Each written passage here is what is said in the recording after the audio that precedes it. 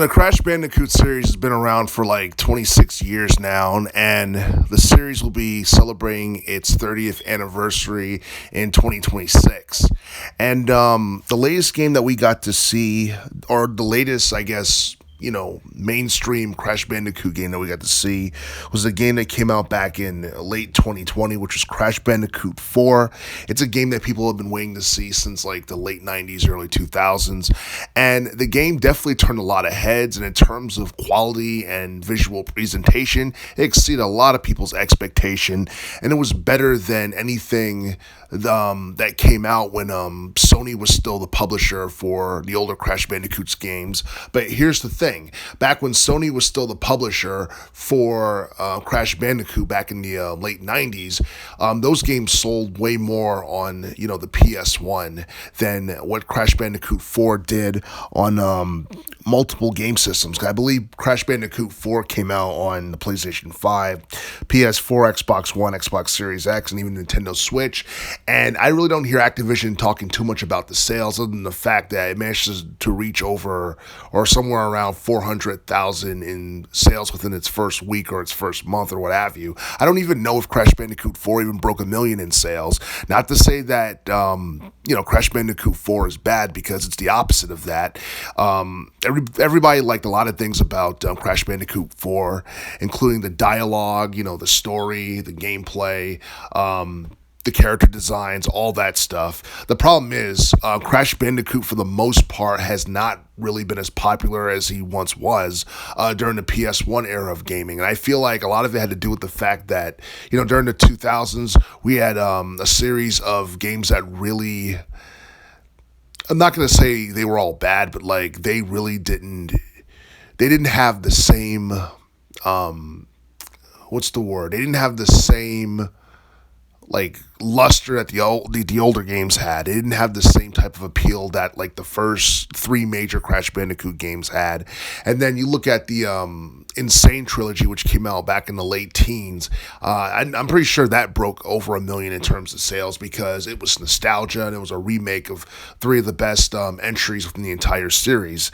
And I do feel that the Insane trilogy is something that kind of made Crash Bandicoot somewhat relevant again for a short period of time, along with the release of Crash Bandicoot 4, along with the Crash Bandicoot racing game that came out not too long ago. And whenever like Crash Bandicoot has a new game, he becomes relevant for, I guess, for a minute, and then it seems like you don't hear much about the Crash Bandicoot series in general. And that's not necessarily because Crash Bandicoot is unpopular or anything. It's just that the landscape of gaming has changed a lot since the 90s. And back in the 80s and the 90s, especially the 90s, you had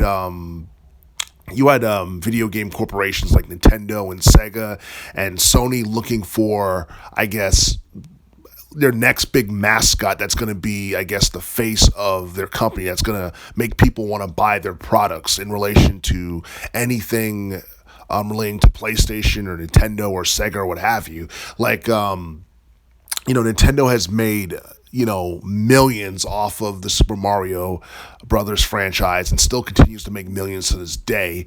Sega made millions off of Sonic the Hedgehog, and with Sony, it seemed like, I don't know, I was never sure who the mascot for Sony was. I wasn't sure if it was Spyro the Dragon, whether it was Crash Bandicoot, or whether or not, Lara Croft was like the face of I guess, PlayStation or what have you. But it just seems like things have changed. Nowadays, people are into video games that have compelling stories and detailed gameplay, and I guess online multiplayer, battle arena type of video games and shooter games and stuff like that. It's like people have different preferences in relation to genre in this day and age.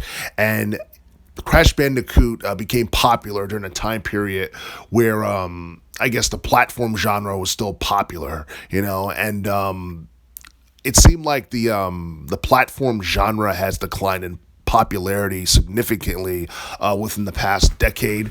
But you still have like the Super Mario franchise and Sonic and all that that still manages to stay relevant, because even if anyone hasn't played a game from any of those like franchises, people still know who the main characters are. And I guess the same thing could be said with Crash Bandicoot to some extent. But as far as relevancy is concerned, I think Crash Bandicoot, I guess whenever there's a new game or Activision decides to do something new with Crash Bandicoot, yeah, I think as a character, he's relevant for the time being when he's promoted. But in general, I don't think Crash Bandicoot is the first name that comes to mind when people think of gaming in this day and age. And by the way, I'm actually shocked that we never got a Crash Bandicoot movie, because you look at the overall presentation of Crash Bandicoot 4, it looked like something that you would see in like a CGI movie or something like that. But at the same time, if Activision and I guess some movie production company decided to take part in a Crash Bandicoot movie, who would go and see it? You know what I mean? Other than, I guess, a niche audience of gamers who are fans of the series or who have been fans of the series since the late 90s, who would really see it, And I do feel that something special should definitely be done with Crash Bandicoot, because I do feel that there's definitely money to be made in having Crash Bandicoot on television or in cinema or what have you.